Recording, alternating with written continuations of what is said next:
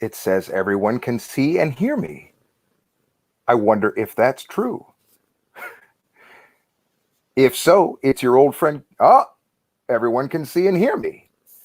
Well, here we are on a Wednesday night, several days before the election. Good evening to one and all. Happy to have some lovely time with you. I have the house cat, Lady Cat, here. She's here to say hello. Which way does she go? She goes that way. Say hello. That's nice. Thank you for joining me. Jazz Cruise Conversations has invited you to tonight's extravaganza of verbiage.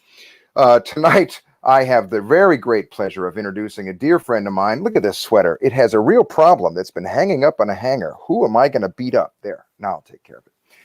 A prolific artist, a poet. She is a songwriter for herself and for incredible others. She's written for the movies, for TV, for theater.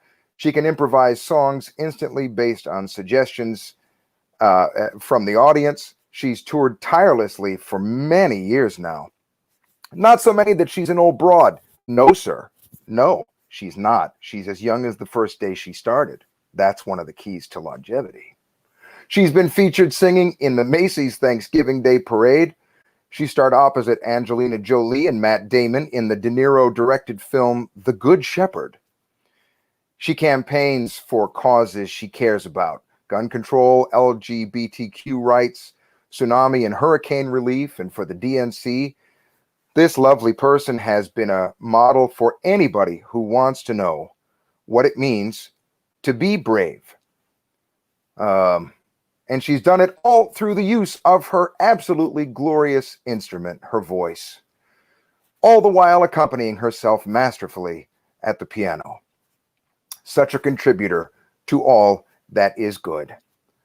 I remember two distinct occasions when I heard our guest that will be indelibly fixed in my mind.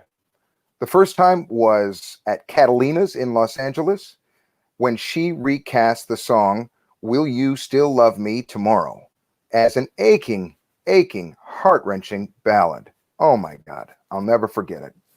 And the second time was in concert at the 92nd Street Y with Bill Charlap when she completely owned I Remember Sky. Ay. Throughout the COVID crisis, she has kept busy. She is broadcasting once a month, a 75-minute themed and ticketed showcase called The Callaway Hideaway on the last Sunday of every month.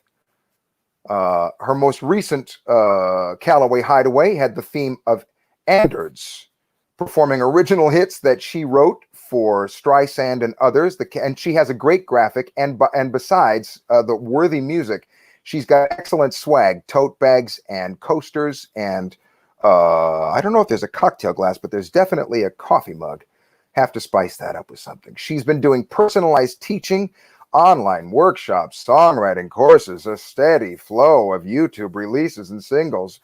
And she's doing it all really trying to lift people up and to lift their spirits in this incredible time. She is, of course, our special guest tonight, my dear, beloved, and wonderful friend. She is Ann Hampton Callaway. Oh, Ann! Let's see if she's around still. Did I talk so long? There she almost was. There she, oh. Hello there. There she is. Aren't you a beauty? It's so great. Thank you for that beautiful introduction, Kurt. That was, can I have that in writing?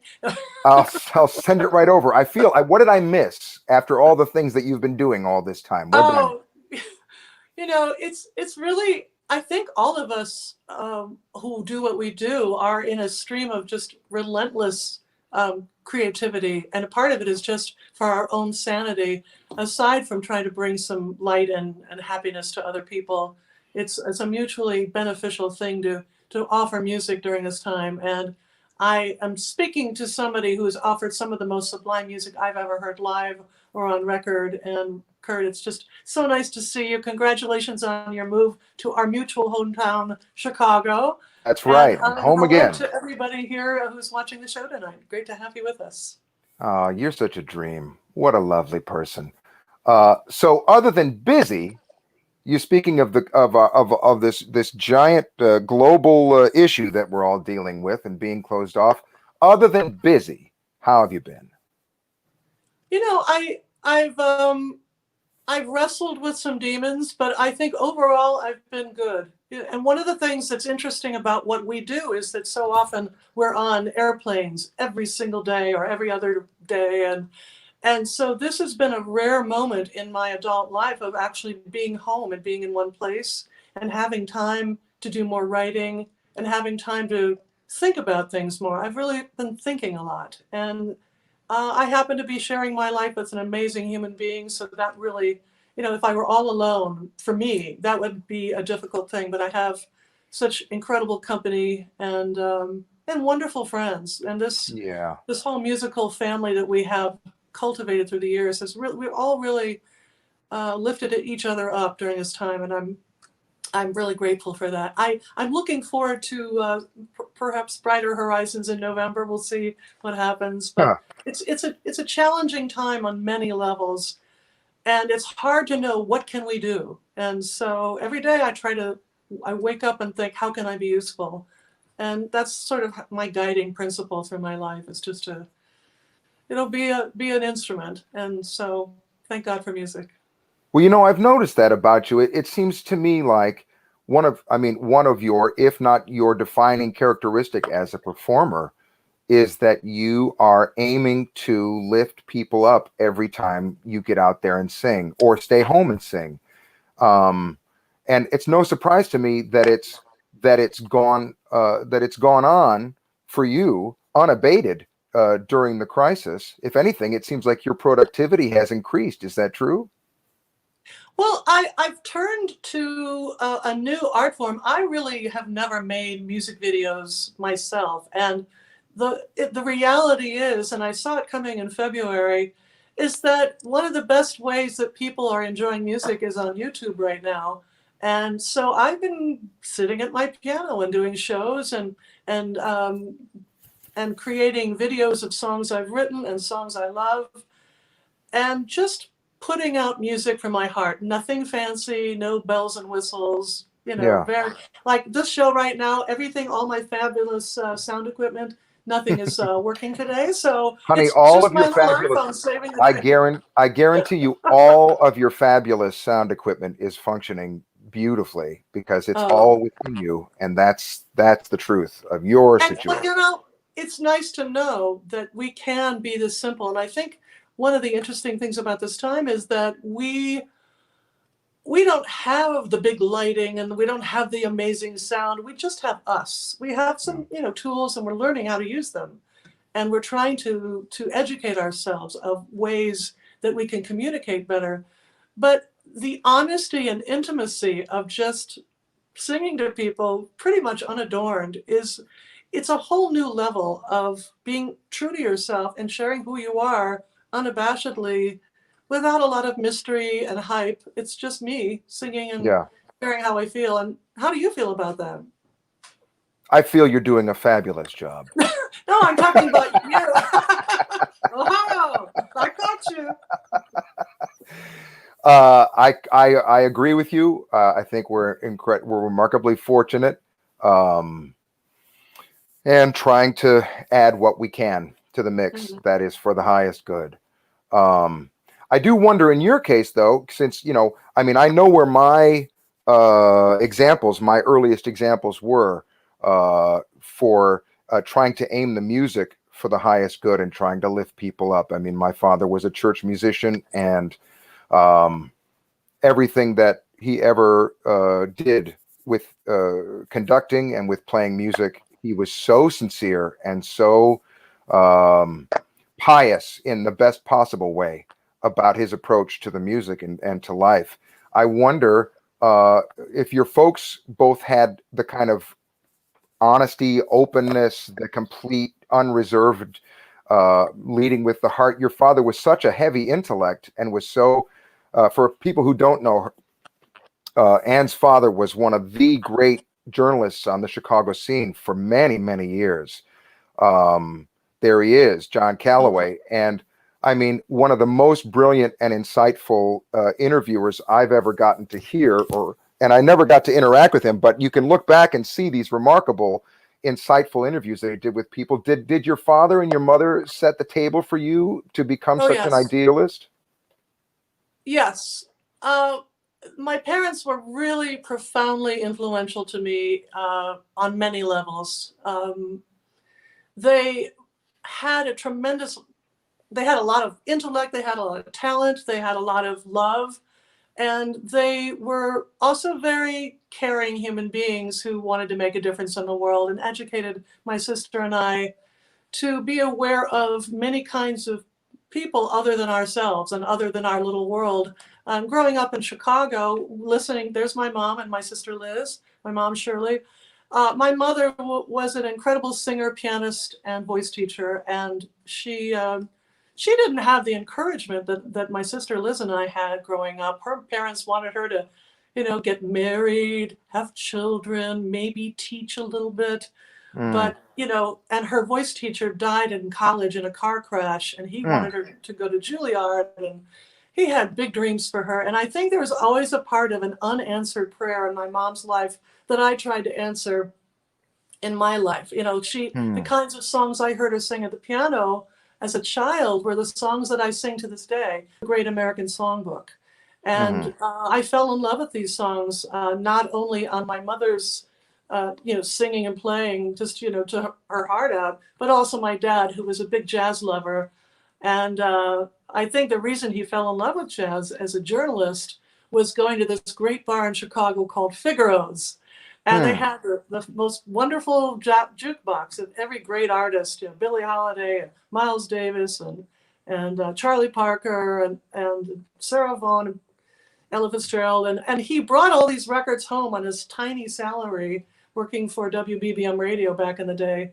And that is how I fell in love with the music that I sing to this day. And so they also had very high morals, and they really taught us a lot of essential things about how to live a good life. And so those were Mm, guiding principles that to me are just natural parts of living. And to a lot of people today, I know a lot of people who don't know what the golden rule is. And so it's mm. very interesting to Well, find well, ourselves these, in a climate where we don't have the same education and the same yeah, upbringing. Yeah. yeah. These days, it seems like the golden rule is he who has the gold makes the rules. Exactly. Yes. Yeah. I just feel like optimism is so much a part of your writing. I mean, with titles like Higher Ground and My Answered Prayer and God Bless My Family and all through my guru's compassion and love. I mean, you're really throwing the ring just as high as you possibly can, up into the heavens. It's just beautiful.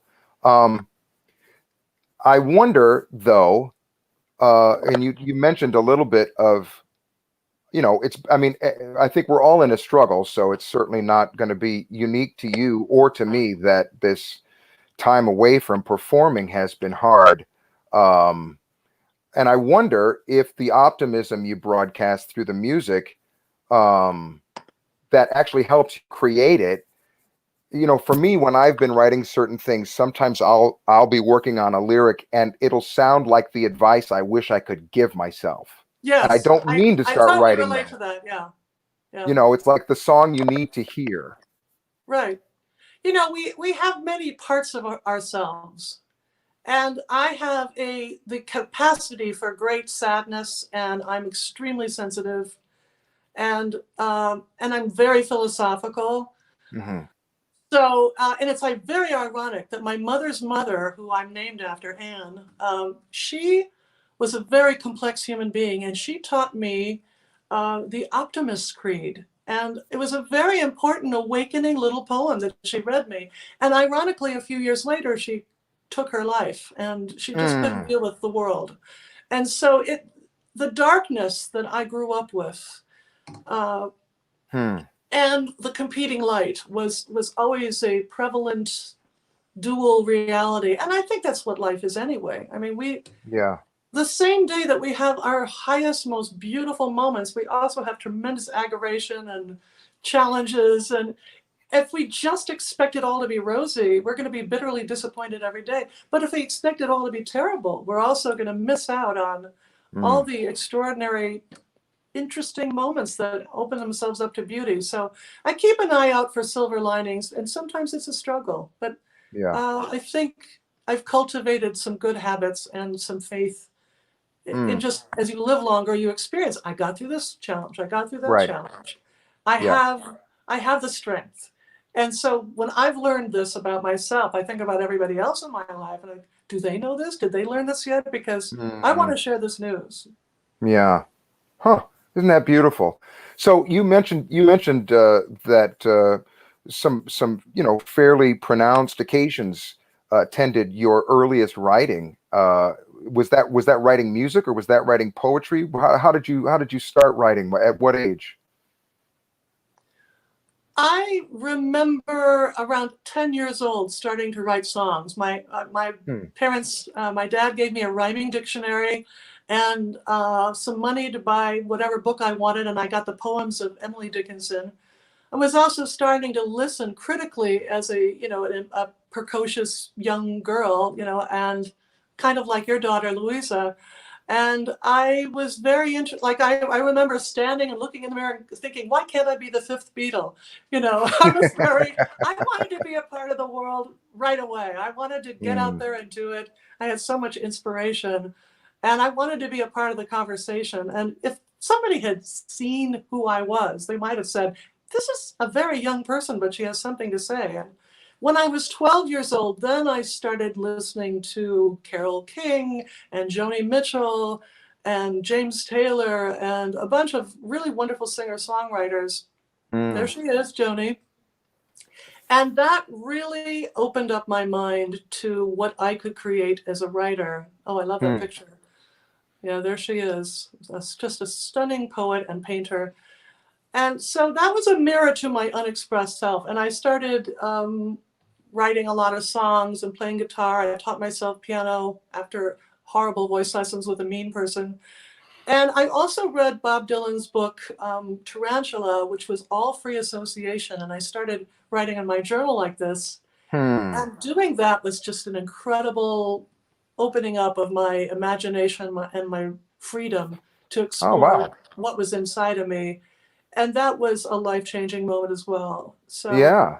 I was drawing from my father's record collection, my own record collection, new voices, old voices, hearing George Gershwin, hearing Beethoven, hearing Rachmaninoff, and also really, really listening to the words and wisdom of people like Martin Luther King Jr. and many of the people who are trying to address the issues and challenges of our time in an eloquent and uniting way. That spoke to me very powerfully. So, wow! And here you have held on to that hopefulness and continued to work your craft all these splendid years.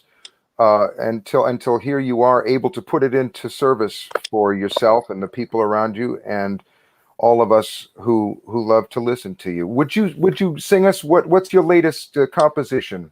Have you got something in mind for us? I just finished a song. I've been writing, as some of you know, a poem a day in 2020. And I've done this a few years before, but this has been a great year to write a poem a day. And so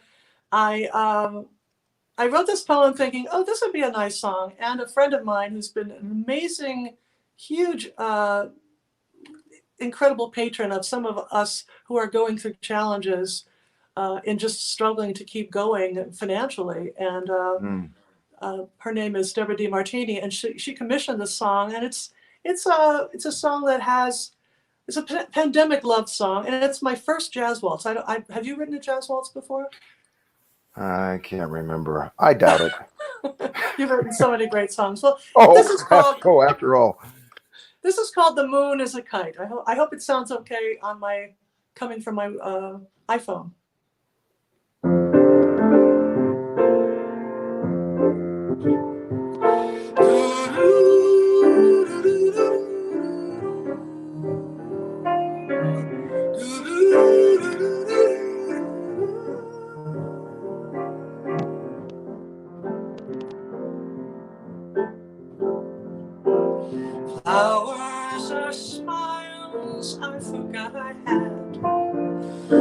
Horizons, my social dates for the snowman. The wind is my song for my singing to start. And the moon is a kite I fly with my heart.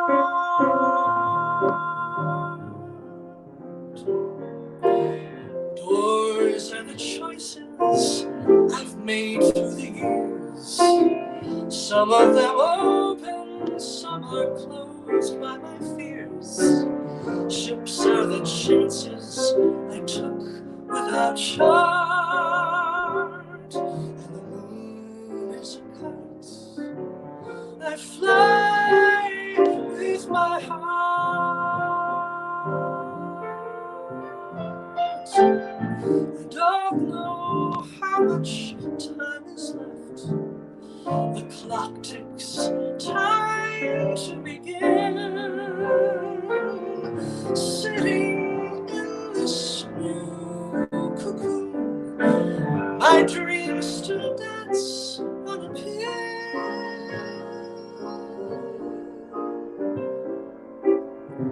Mountains are Sundays that beckon to climb.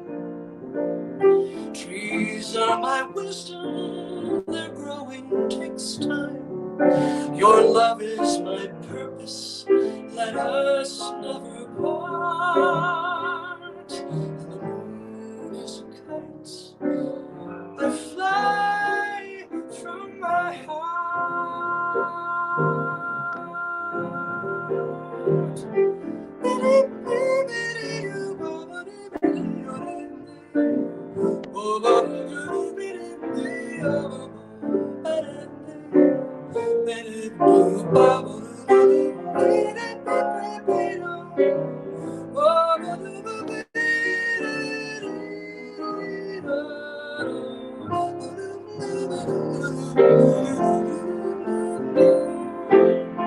I don't know how much time is left.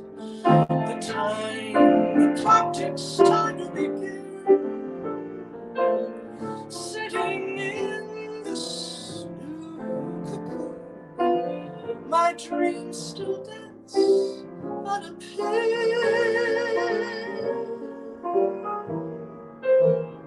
Mountains are Sundays that beckon to climb. Trees are my wisdom, their growing takes time. Your love is my purpose, let us never part. And the moon is a kite I fly from my heart. The moon is a kite I fly from my heart.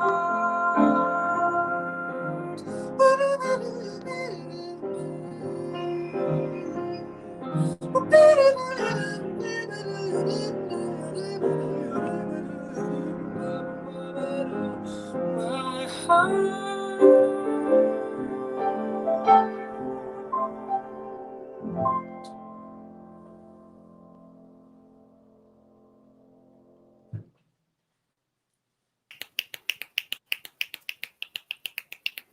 Everybody at home loves you. How can they help themselves?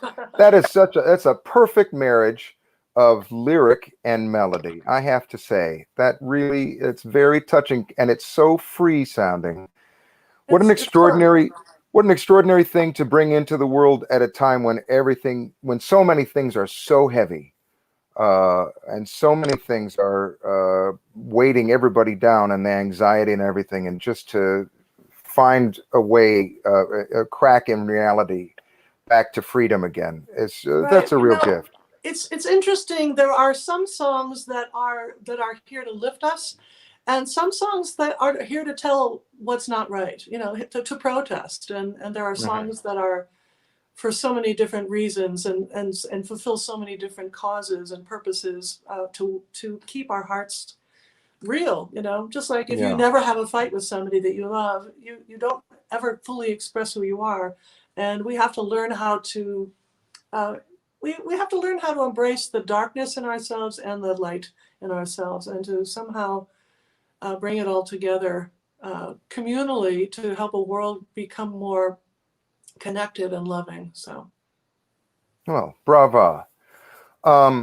Let's see. There's a question here from Lee, a couple of questions from Lee.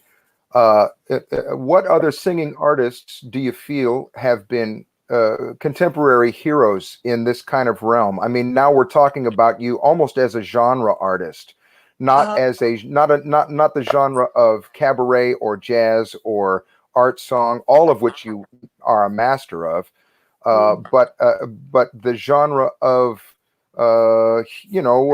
love, human exploration, reality, uplift, guru songs. When you think of other artists, when I think of other artists, I think of people like Pete Seeger, who used music to such heroic effect. To some degree, Joni Mitchell, in her later years now, with your help, Barbara Streisand, and also Linda Ronstadt, whom you have recently and will soon again be celebrating. Are there other names that just occur to you that have led the way, like you're doing? Well, one of some of the 60s writers like Bob Dylan, he was telling a lot of stories and he was talking about a lot of important things. And there are some poets in our midst. Renee Marie, a wonderful jazz singer and a songwriter. I love her writing. A woman who has brought a lot of depth and poetry to jazz, who I performed with recently, Tierney Sutton. I think she's really telling some important stories, and she's getting inside of songs in a way that really, again, shows the dark and the light in the soul. And I love the band members that she works with. My friend Karen Allison has been doing a lot of really thoughtful music about uplifting women and about rights, and she's being a citizen and a singer and a songwriter. And it's nice to see her. When I first met her in 1991, she wasn't really writing a lot of songs, and so it's nice to see her speaking out more. You are somebody I look to as a teller of truth, and you are a really deep poet, and you're what you learned from growing up with your father. There we are in backstage at Birdland. Huzzah. I think we look pretty good together. You make me look so glamorous. Well, you make me feel so young. There are a lot of people. It's one of those questions that when I'm done, I love what our friends Janice Siegel and Lauren Kinnan are doing with Vocal Gumbo. They are bringing people together from all over the world in this time, and they're writing things, and they're speaking about important topics that are really engaging people in some creative thinking about the time we're living in. And so I'm loving seeing how my friends are responding to the issues at hand. And I know there are many people I'm not mentioning at this moment. No, it's always an impossible question to remember everybody. Yeah. And I'll give you a second to think about another couple of folks or the next question, because I want to plug the Callaway Hideaway, your once a month, 75-minute themed and ticketed showcases on the last. Oh, there's some swag. Yes, sister. Yeah, there's the Callaway Hideaway. Yes, it was really fun to get some swag. And this is for drinking wine or any alcoholic beverage. In my case, water. But listen, it's so excellent. And the one that's coming up is going to be focusing on singer-songwriters. Am I right? That's right. Yes. Yeah, I'm having fun. I think I just put the finishing touches today on the show, and I have a real range of singer-songwriters, starting with the woman I think of as the first famous female singer-songwriter, Peggy Lee, and going into an array of wonderful people. I'm focusing a lot on people in the 60s and 70s, since those were such eye-opening, ear-opening, heart-opening songs for me. And I have a few chums. The wonderful Melissa Manchester is going to be sitting and watching, and I'm going to interview her about her song. And John Bacchino, who's actually moved from New York to Tucson, he's going to be on and talk about the song I'm doing. So we'll have a little bit of interaction, and it should be a lovely experience. And it's fun during the Zoom concerts. I sing and it's muted, and then applause happens, and then we look at each other and we say hi to each other. It's the next best thing to being together, and it's very technically challenged but emotionally beautiful. Well, And you you're know doing what you're stuff doing at the Green Mill, right? You're doing concerts broadcast out of the Green Mill. I haven't seen them yet, but I am doing concerts, full-on 90-minute concerts. Oh, there it is, the cocktail hour. We're doing a series of themed concerts, and this Friday we will be doing what we're calling K-pop, which is just a funny way to put it. We're going to be doing a bunch of things that we've arranged over the years from the pop world, more the R&B world and such like. We celebrated the heroes last week, and we did a number of favorites from 25 years ago when I first started touring on the first occasion, and we're just going to keep building through. Thank you for asking. It's an intense thing putting so many new shows when you're actually just going on the road. Frequently, you're doing maybe not as many different shows. Yeah. All the time. Well, I'm grateful to have a book that's 25 years thick. And that I can pull from, and we can work it up. You know, the thing I'm also grateful for with that, if I could mention it for a second, is that I really am trying to make this effort not just about my performance moment. So many venues are struggling at this point, so to be able to do it from my home club, the Green Mill, and to talk about the Save Our Stages Act that's currently trying to work its way through Congress in order to fund a lot of these independent venues that might not reopen when COVID is through with us. I need to know more about that program because I want to champion that as well. I'm very disturbed about how many clubs are hanging by a thread. Yeah. And when this is over, up to some degree, I hope that we have wonderful places to go back to. It's kind of alarming. It's alarming, and it's alarming for the number of people who work in such clubs, who work in such rooms and make their living. You know, where are they going to come back to if there isn't a place? It's not just about the performers having a moment. It's about so much of the entire society keeping afloat and having community together at a certain point. If I remember correctly, it's saveourstages.com. But Lee will probably be able to flash something on the screen in a minute. All right, I'm writing that down. And that doesn't cost you anything. It's a thing you can sign, and you can send letters and make phone calls about. So it's not a money thing. It's a money thing on the other end. You've been living in the same town as Linda Ronstadt. Is she going to be one of the people you celebrate on this upcoming Sunday night adventure, or is that for another occasion? People were asking. Linda now lives in San Francisco, but yes, I'm living in her hometown, Tucson, Arizona. Okay. And I had some requests for Linda Ronstadt songs. She was not really a songwriter. No. And I'm being pretty literal about it, but I am doing 2 songs that she helped make famous.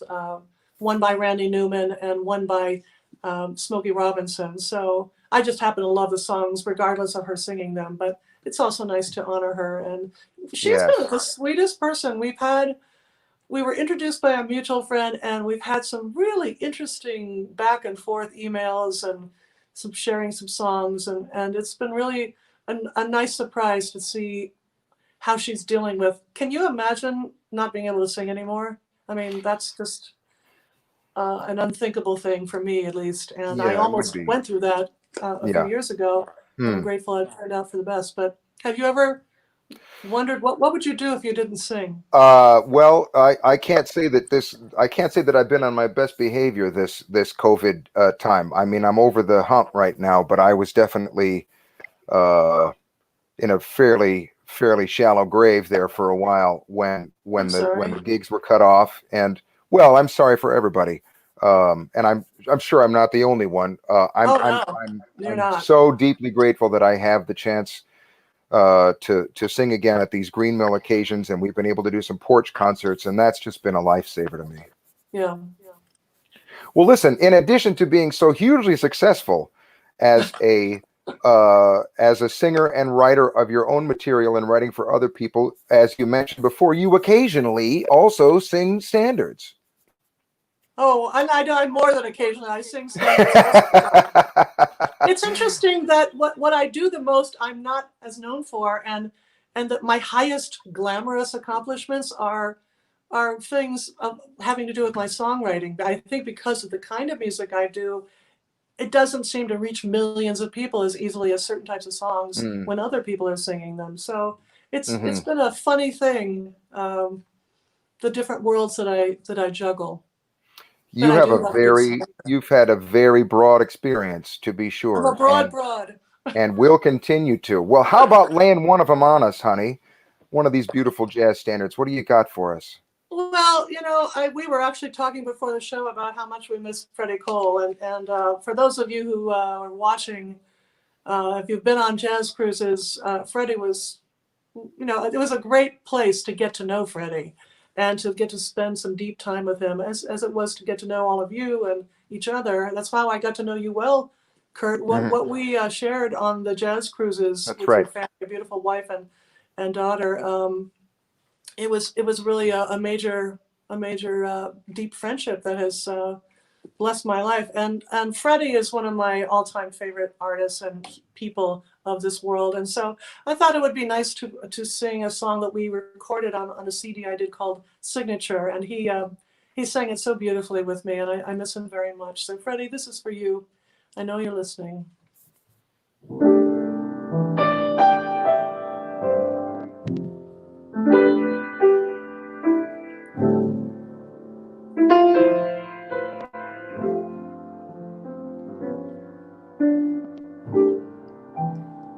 For all we know,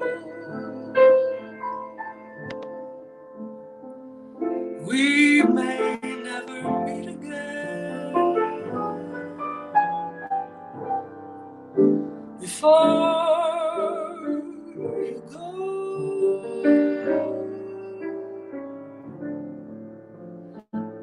make this moment sweet again.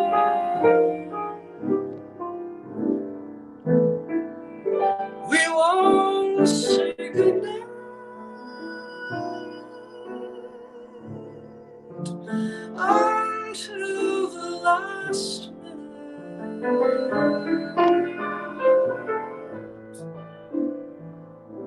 I'll hold out my hand, and my heart will be in it. For all we know, this may only be a dream. We come and we go,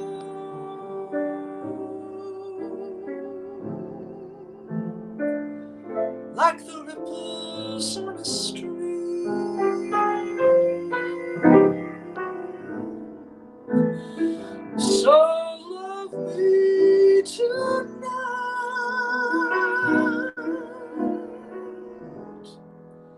Tomorrow was made for a song.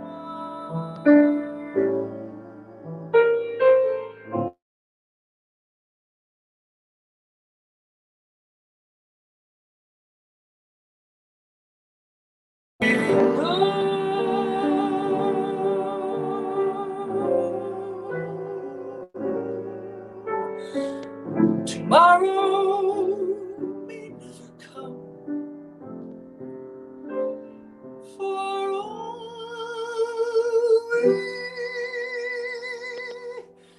know.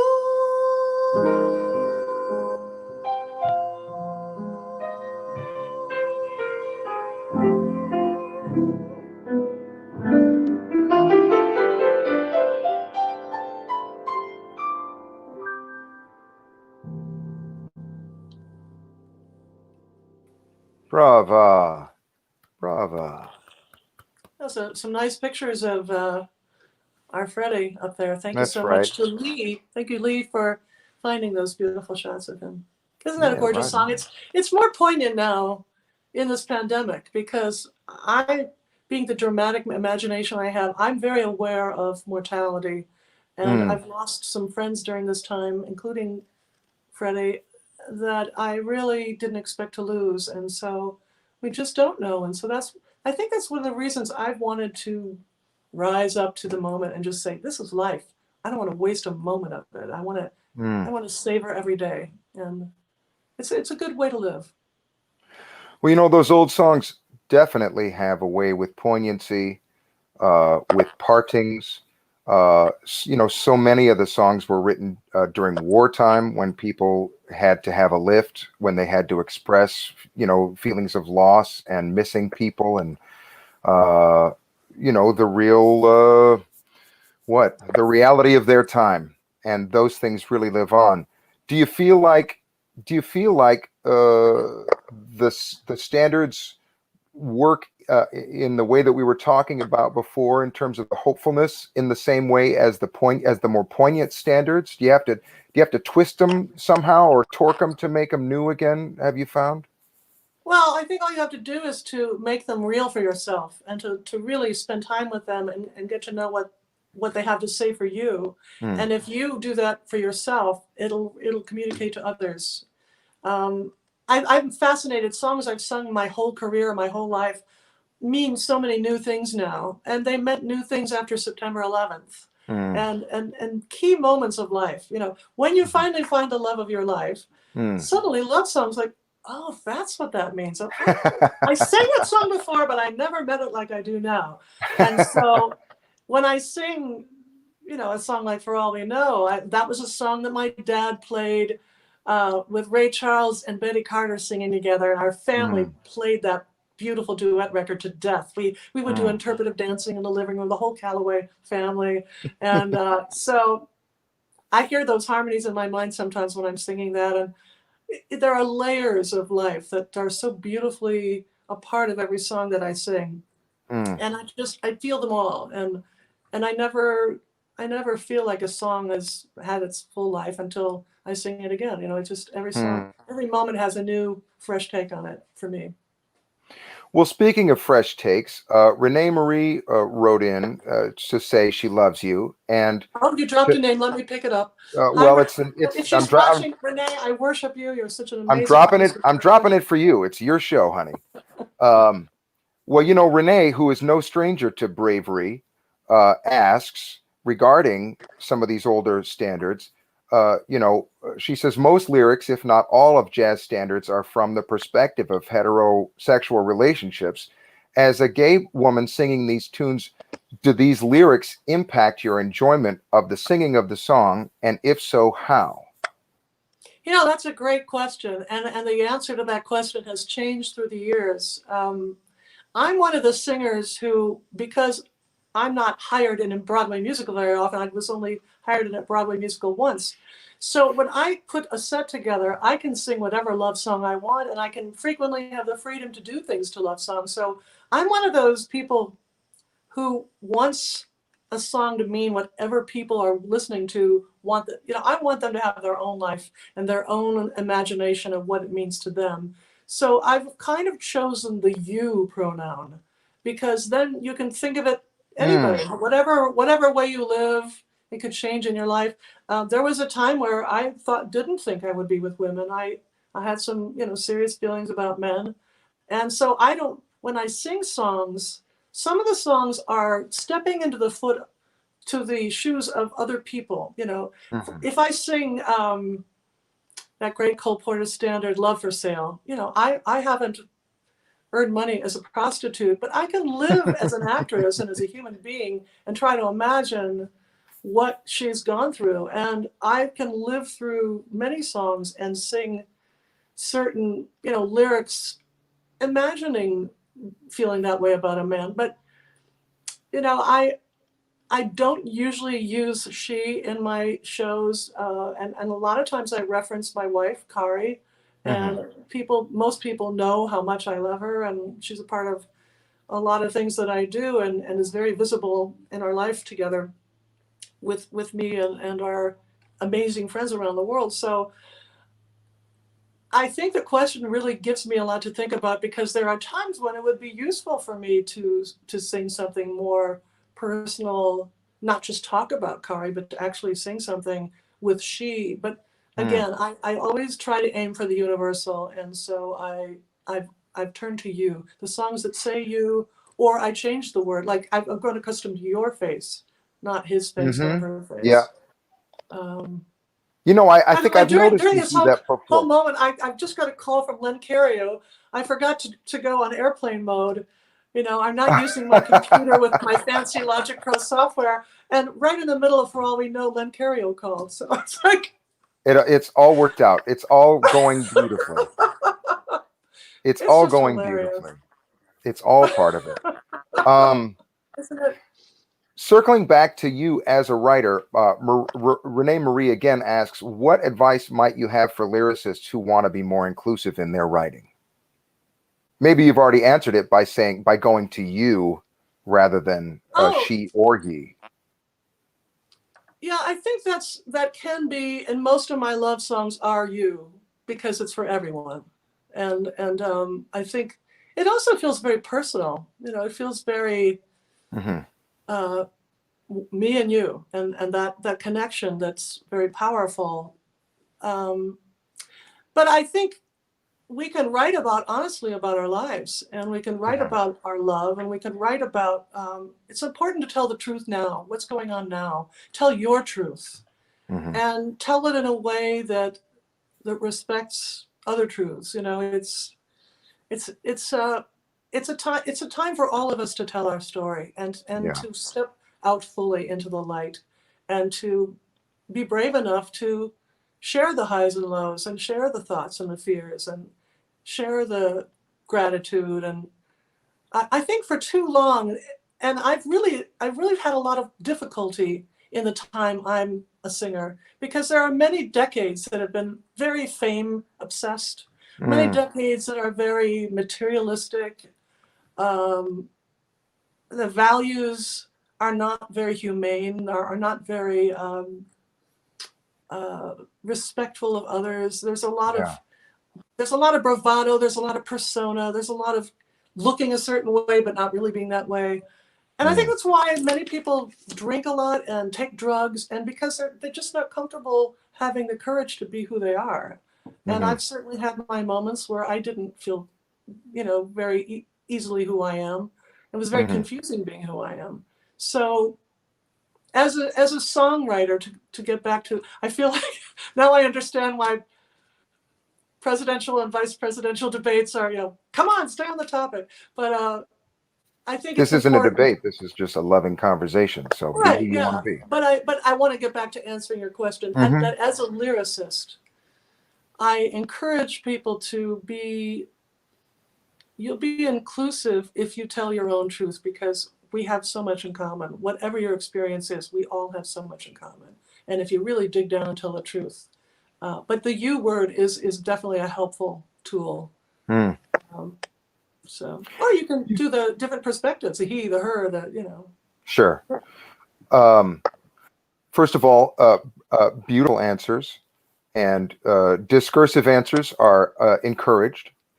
Um, Also, I think you're right on the button with the deeper that you go within yourself, the more universal will be the expression. The more signature, the more specific one can be when painting a picture with words. The more it's one of the ironies of creativity. The more specific and detailed the picture you paint, the more universally it will be embraced, as opposed to any kind of pablum you could throw out that's the most generalized thing. yeah. And secondly, I want to applaud you for sounding very like Walt Whitman at many One of my places. favorite poets. Well, I'm with sorry, I interrupted you. no, Why, no, why no, do I sound like Walt with Whitman? good reason, because when you were talking about all the personae that you can inhabit when singing different songs from different angles and having a different backstory and a different idea of it. That's a very Whitman-esque experience to have. He wrote in so many voices, and he was obviously in love with, it seems like, basically everybody he ever met. And the compassion that he expressed is evident in everything that he reflected and broadcasted back to the world. So I think there's more than a touch of Whitman in you, my dear. Well, I spent a little time living in the part of Long Island where he was. Walt Whitman was introduced to me when I was about 12 years old, and I was just blown away by his passionate enthusiasm for being alive and his voracious interest in other things and finding out how to tell the story. And he lived so vividly. He lived so powerfully, and it's good to those of you who have children, it's good to expose your children to people who live that beautifully and that deeply, and to let them know what they have inside of them, because kids are like little baby geniuses, and I've seen how you've raised your child. That's one of the reasons I love you so much, Kurt, is I've seen how you've raised your children. And mostly I've spent more time with Louisa, and she is a person who has truly been awakened by the wholehearted passion of what you do and what you think about and what your beautiful wife Jennifer thinks about. And so I see her blossoming. I haven't seen her in a while, but I see a person who's been exposed to a lot of powerful things that makes her a really exciting person to know. Thank you. I'm deeply grateful and honored to be her father. And now we have our little man that we can't wait to bring on the jazz cruise next time. I can't wait. We'll be a foursome. Oh my God, he's such a hero. It's almost as if he came out of you too, because he is one hell of a dude. I mean, he's like, how old is he now? He was like 4. Which way? That way. He's 4. I was spending time with him when he was like 2.5, 3, and I cannot believe how musical he is, and how he is stunning. He is just, I'm over the moon with this guy. He's so full of who he is. There's no apology. He's just a life force. He is that. Watch out, everybody. He's gonna be driving the boat when we get on, man. I don't even know what to tell you. Listen, we've got a couple of questions from the floor. Great. A listener writes, K-pops, this is a health question. K-pop singers and many Koreans in general, they write, have a superstition about treating a throat for singing by swallowing raw eggs. What special treatments or remedies do either of you have for your throat or voice? Wow, I've never heard of the swallowing the raw eggs before. That sounds a little dangerous unless you have really high quality eggs. But I have there's a tonic that I've used that I've created where it's hot water and lemon and a little maple syrup and cayenne, and that's really warm, and it clears things up. Lemon juice, not in too much, but and I use various sprays. Colloidal silver is helpful sometimes. Gargling is important sometimes. You lent me some Listerine on the ship when I had a sore throat. Oh my God, that stuff is yeah. And steam is our best friend. If you can get some steam, that's a wonderful thing. And breathing, when you have a sore throat, to make sure that you're breathing more fully to support whatever you're doing, so you don't have to put as much effort into it. What do you do? I try not to juice too hard and talk loudly. And I try, I'm mindful of things. I don't know if I have a tonic as such. I think I'm sort of built to sing, and it's one of God's gifts to me, and I try to keep it that way. Through it. Yeah. A lot of times power through or technique through. I don't drink a lot of hot liquids anymore, like you're mentioning this tonic that you've invented, because it seems to me like the hot water would inflame things more. So I don't have any problem with ice water on the stand or anything like that, although I tend not to drink when I'm even anything most of the time when I'm singing. But I don't have a trick or anything like that. I just try to sing real good. I don't know. You know, it's really helpful to those young singers out there who are just naturally talented. It's helpful to have some real vocal training, because if you learn to sing properly, you will never injure your instrument. Yeah. I didn't know I was injuring my instrument 2 years ago, over 2 years ago, maybe 3 years ago. And I was coughing and coughing and coughing, and I should have had like serious codeine cough syrup. Yeah, that's the worst, coughing. Yeah, and that's what gave me a vocal ulceration, and I kept, the show must go on. I'll have my steroid, you know, my prednisone and whatever, my antibiotics. And there are times when the show must not go on. And I think that's an important thing that I want to share with people is, if it ever feels like your voice is not right, go to a serious voice doctor as soon as possible, and be quiet and just, you know, don't power through it. Yeah, don't power through. Don't. It's not worth it. Because you want your voice the whole rest of your life. That's that is the deal. We want to be really old and still sound really good and have a lot of fun. Marilyn May, 92 years old. Right? Right? That's great. So one more question here. I think we're just about running out of time. It's 7:58 already. I don't know how that happened. At least in Chicago it is. Ron and Mary want to know if they say they've thoroughly enjoyed your tribute shows like the Barbara and Linda songbooks. Have you considered doing a Nancy Wilson tribute? I love Nancy Wilson. You know, I think rather than doing a whole night of her music, because she doesn't have, I mean, if I were to investigate further, maybe I would want to do a whole tribute to her. I might want to do her with somebody else, you know, in terms of people that usually the people I do portraits of, like Sarah Vaughan, Peggy Lee, Barbara, the various different singers, Ella Fitzgerald, are people that have had a really strong presence on many levels for many years. And Nancy Wilson is a tremendously beautiful singer and someone I really revere. But I didn't have the exposure to her that I have like a lifelong sense of commitment to her. But thanks for bringing her up, because some of the songs she sang I really love, and it would be fun to tell her stories and she deserves to be celebrated. And that's a part of what I do. I like to say thank you to people who are important influences in my life, and people who should be remembered by new audiences, perhaps who've never. I mean, it's amazing how many people, I didn't know who Ella Fitzgerald was. Before they come to my show, I didn't know who Ella was. And you know, a musician didn't know who Barbara Streisand was. And he said, oh, she's that woman on Meet the Fockers, right? Oh, my God. Yes, time marches on. That's right. Okay, one last question.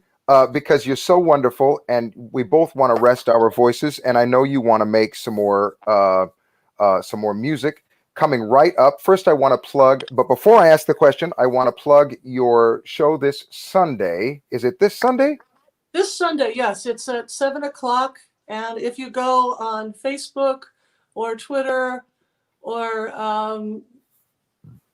Instagram, you can find out about the show, and it's a 75-minute show about singers and songwriters, and there is a PayPal little ticket link that you can pay for your ticket, and then you will be sent a Zoom link, and then at 4:00 Pacific time or 7:00 New York time, spend the night with me and at the Callaway Hideaway, and have a nice speakeasy cocktail in your hand or whatever your poison is, and I will sweep you away into the glorious music of some of the finest writers of our time. There, and yes, you will. And I will selfishly plug my Friday night sets live from the Green Mill. We're doing a virtual world tour. We will be 3 concerts in at this point, and we're doing a total of 5 for this series. I also want to mention that on Saturday nights from the Green Mill, there are a small number of musicians. Liz Wright was on with us last week. Love her. Yes. And isn't she a dream? She is such a beautiful singer, yeah. Marquise Hill did the first week, and Micaiah McRaven will do this Saturday night. So please do check that stuff out. There's a small fee, but it all goes to the right cause. Most of it goes to the musicians, and the rest of it goes to just covering expenses. So thanks to one and all. Ann Hampton Callaway, I want to ask you one more question. Can you name a song or artist on your iPod that people would be surprised that you listen to and enjoy? This question from Leslie. Interesting question. I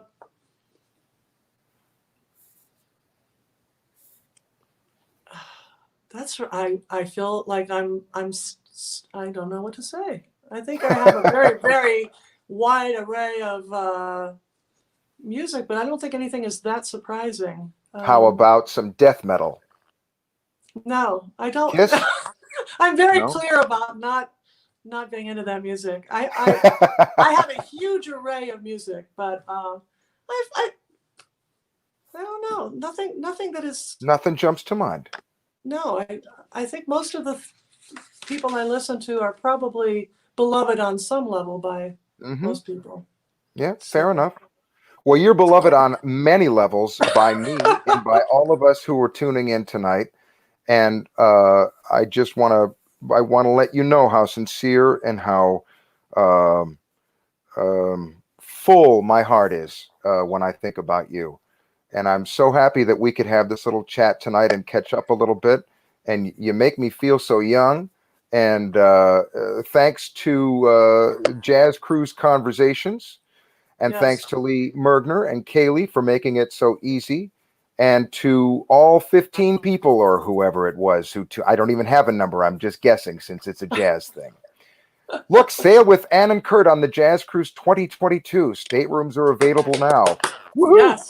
Maybe you can live next door to one of us and hear us warming up or cooling down. It's a thrill for one and all.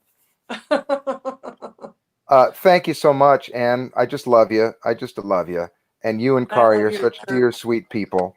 And thanks to everybody at home. And everybody, keep your left up, keep your chin up, and your head down. It'll squish up your face, but you get the idea. It's a thing, man. So thanks, everybody. Thanks, everyone. Have a great rest of your night. See you Sunday. Thank you, Kurt. Thank you, doll. Love you.